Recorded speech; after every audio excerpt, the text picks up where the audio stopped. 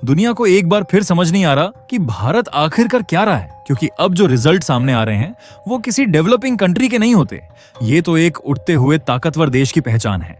702.78 billion dollar, जी हाँ, 702.78 billion dollar. इतना forex reserve किसी मजाक की बात नहीं होती। ये वही भारत है जिसे कभी गरीबी के आंकड़ों से नापा जाता था, और आज इसका खजाना दुनिया के 150 से ज्यादा छोटे देशों की पूरी जीडीपी से भी बड़ा है। अब बात सिर्फ आंकड़ों की नहीं है, अब ये बात दुनिया की आंखों में चुभ रही है, खासकर उनके जो कभी हमारे मालिक बन बैठे थे। अब जरा ब्रिटेन को ही देख लो, जो कभी हमें सोने की चिड़िया बोलता था, फिर खुद ही वो सोना लूट ले गया। आज उसकी संसद में सवाल हो रहे हैं कि आखिरकार भारत इतनी तेजी से कैसे आगे निकल रहा है। सोच के देखो, जिस देश ने हमें सदियों तक दबाया, आज वही पीछे छूट चुका है, जीडीपी में भी, फॉरेक्स में भी। और अमेरिका, जिसे हम कई बार महाशक्ति कहते आए हैं, आज उसकी हालत ये है कि वो खुद भारत से डील करने की कोशिश में लगा है।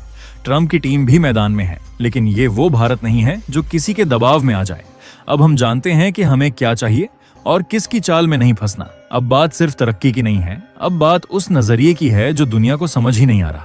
तो सवाल उठता है, आखिर भारत ने ऐसा क्या किया जो दुनिया की समझ से बाहर है? कौन सा वो मास्टर मूव था जिसने गेम की पूरी दिशा ही बदल दी? चलो अब इसे थोड़ा और अच्छे और आसान तरीके से समझते हैं, लेकिन उससे पहले अगर आप वीडियो देख ही रहे हो तो बस 1 सेकंड निकालकर लाइक बटन दबा दो और चैनल को सब्सक्राइब कर लो। आपके लिए 1 सेकंड होगा, लेकिन हमारे लिए बहुत बड़ी मदद है। तो देखो दोस्तों, ये जो 700 बिलियन डॉलर का फॉरेक्स रिजर्व है ना, ये सिर्फ डॉलर में पड़ा कैश नहीं है। इसमें सिर्फ एक ही चीज नहीं, बल्कि सोना है, चांदी है, यूरो है, येन है, और बाकी दुनिया की ऑलमोस्ट हर बड़ी करेंसी शामिल है। मतलब हमारा खजाना अब पूरी तरह डाइवर्सिफाइड है, बैलेंस्ड है।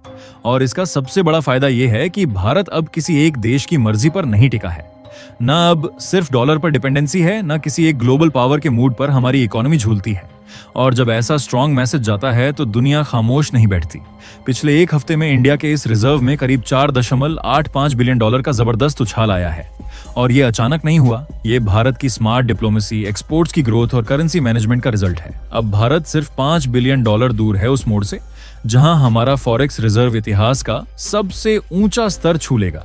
और जिस तरह का मोमेंटम है, ये अगला ही हफ्ता हो सकता है। और अब ये खबर सिर्फ टीवी चैनलों या सरकार तक सीमित नहीं है, बल्कि foreign embassies, world bank, IMF और बड़े ग्लोबल इन्वेस्टमेंट बैंक्स, सबके रडार पर अब भारत है। अब भारत को कोई गिरती हुई इकोनॉमी नहीं कह सकता। अब हम एक ऐसे देश के रूप में दिख रहे हैं जो स्टेबल है, प्रॉफिटेबल है और भरोसेमंद है।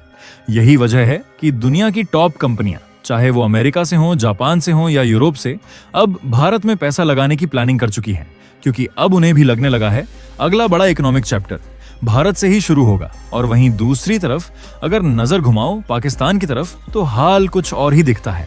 वहां का विदेशी मुद्रा भंडार 10 से 12 बिलियन डॉलर से भी नीचे गिर चुका है। अब जब वो अपने टीवी चैनलों पर भारत की बात करते हैं तो उनका टोन सीधा शर्म से झुका हुआ लगता है, क्योंकि जितना हम ऊपर उठे हैं उतना ही वो नीचे गिरे हैं।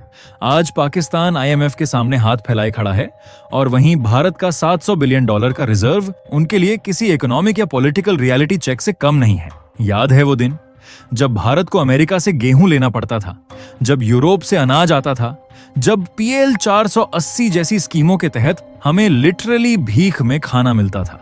वो भारत आज खुद दुनिया की बड़ी अर्थव्यवस्थाओं को हैरान कर रहा है। ये जो फॉरेन रिजर्व दिखता है ना, ये सिर्फ पैसा नहीं है, ये हमारी सेल्फ रिस्पेक्ट की जीत है। ये उस सफर का मुकाम है जिसकी शुरुआत 1947 में हुई थी। अब बात सिर्फ विकास की नहीं रही, अब भारत एक ऐसा इतिहास लिख रहा है जो आने वाले दशक तक याद किया जाएगा। IMF, वर्ल्ड बैंक, मूडीज जैसी एजेंसियां अब कह रही हैं कि इंडिया सबसे भरोसेमंद ग्रोथ स्टोरी है। और इस भरोसे की जड़ क्या है? यही हमारा फॉरेन रिजर्व। यही रिजर्व है जो हमारी करेंसी को स्टेबल रखता है, महंगाई पर लगाम लगाता है, और जब दुनिया में फाइनेंशियल क्राइसिस आता है तो भारत के लिए ये एक सेफ्टी शील्ड बनकर खड़ा होता है। इसका सबसे बड़ा असर होता है इन्वेस्टर्स पर। जब उन्हें दिखता है कि किसी देश के पास इतना बड़ा बैकअप है, तो उनके मन में ये क्लैरिटी आ जाती है, ये देश कभी डूबेगा नहीं। इसीलिए आज जापान, कोरिया, अमेरिका, UAE जैसी बड़ी बड़ी कंपनियां भारत में अपनी मैन्युफैक्चरिंग यूनिट सेट कर रही हैं। और इसका सीधा फायदा हमारी GDP बढ़ेगी और करोड़ों लोगों को रोजगार मिलेगा। वहीं ब्रिटेन की हालत आज क्या है सबको पता है। ब्रेक्जिट के बाद से उसकी इकोनॉमी लड़खड़ा रही है। अब वो सिर्फ एक नाम रह गया है, हकीकत में तो वो स्ट्रगलिंग इकोनॉमी बन चुका है।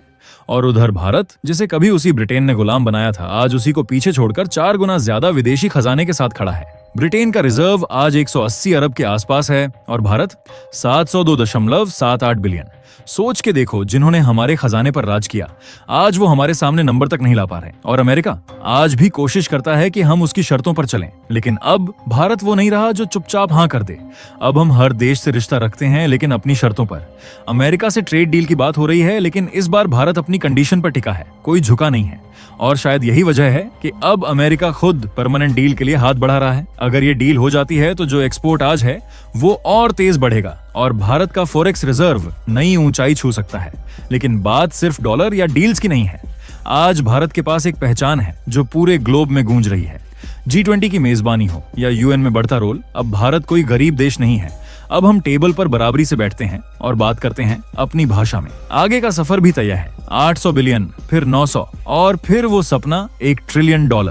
ये कोई सपना नहीं है। अब जिस स्पीड से भारत बढ़ रहा है उससे तो ये सिर्फ वक्त की बात है। और जब वो दिन आएगा जब भारत का रिजर्व 1 ट्रिलियन को पार करेगा, तो फिर किसी को बताने की जरूरत नहीं पड़ेगी कि कौन है एशिया का असली टाइगर। लेकिन याद रखना, ये सिर्फ सरकारों की जीत नहीं है, ये हर उस इंसान की जीत है जो रोज सुबह उठकर अपने हिस्से का काम करता है। चाहे वो किसान हो जो मिट्टी से सोना उगाता है, या इंजीनियर जो कोड लिखता है, या जवान जो सीमा पर खड़ा है। ये खजाना नोटों से नहीं भरा, ये मेहनत से, पसीने से और भरोसे से भरा हुआ है। और अब जब दुनिया भारत की तरफ देख रही है, तो वो सिर्फ एक मार्केट नहीं देख रही, वो एक भरोसेमंद ताकत देख रही है। अब भारत सिर्फ एक उभरती इकोनॉमी नहीं है, अब भारत ग्लोबल स्टेज का किंग मेकर बन चुका है। और इस किंग की सबसे बड़ी ताकत है उसका $700 अरब का खजाना। लेकिन दोस्तों, ये जो खजाना है ना, ये सिर्फ एक्सपोर्ट्स या ट्रेड सरप्लस से नहीं बना। इसके पीछे है भारत की साफ सुथरी पॉलिसी, स्मार्ट टैक्स रिफॉर्म्स और इंटरनेशनल इन्वेस्टर्स के साथ की गई वो स्ट्रैटेजीज जिन्होंने आज हमें इस मुकाम तक पहुंचाया है। जीएसटी को ही देख लो, पहले जो सिस्टम था वो प्रोडक्शन बेस्ड था, लेकिन अब हम कंज्यूमशन बेस्ड टैक्स मॉडल पर आ चुके हैं। इसका सीधा मतलब, अब भारत एक ऐसा देश बन चुका है जहां निवेश करना आसान भी है और पारदर्शी भी। इसी का असर ये हुआ कि ईज ऑफ डूइंग बिजनेस में भारत की रैंकिंग लगातार ऊपर गई और अमेरिका, यूरोप की कई बड़ी कंपनियों ने चीन को छोड़कर भारत को अपना नया मैन्युफैक्चरिंग हब मानना शुरू कर दिया। यानी ये जो रिजर्व बढ़ा है, ये कोई टेम्पररी उछाल नहीं है, ये सस्टेनेबल ताकत है। और जानकर हैरानी होगी, इस $700 अरब के खजाने में अकेले सोने की हिस्सेदारी $50 अरब से ज्यादा है। अब यही नहीं रुकते, भारत की फॉरेक्स स्ट्रेंथ की एक और बहुत बड़ी वजह है रेमिटेंस इनकम, यानी दुनिया भर में बसे हमारे भाई बहन जो हर साल करोड़ों डॉलर भारत भेजते हैं। सिर्फ 2024 में ही $125 अरब से ज्यादा की रेमिटेंस भारत को मिली, जो पूरे वर्ल्ड में सबसे ज्यादा है।